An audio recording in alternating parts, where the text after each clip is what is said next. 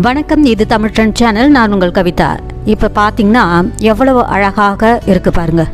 வண்ண வண்ணமான ஒரு பூக்கள், நறுமணமிக்க மலர்கள்.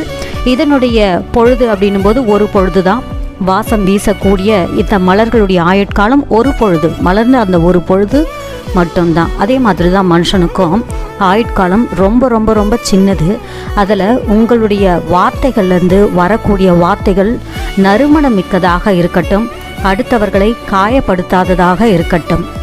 எல்லாரையும் இழிவுபடுத்தக்கூடிய சொற்களை தயவு செய்து பேசாதீங்க. அப்படிப்பட்ட சொற்கள் உங்களுடைய பிறப்புக்கே ஒரு இழுக்காக இருக்கும். உங்களை பிறப்பித்தவர்கள், அதாவது உங்களுடைய பெற்றோர்களுக்கும் அது ஒரு இழுக்காக இருக்கும் அப்படின்றத எப்போதுமே மறந்துடாதீங்க. எல்லாருக்கும் ஒரு தனித்திறன் இருக்குது. உங்களிடம் இருக்கக்கூடிய தனித்திறன் உங்கள் பேச்சாக இருக்கட்டும், அது நல்ல பேச்சாக இருக்கட்டும். எத்தனையோ சொற்கள் இருக்கும்போது அந்த இனிமையான சொற்களை பயன்படுத்துங்க. கடுமையான சொற்களையும் இழிவான சொற்களையும் உங்களுடைய பேச்சின் அகராதியிலிருந்து எடுத்துடுங்க.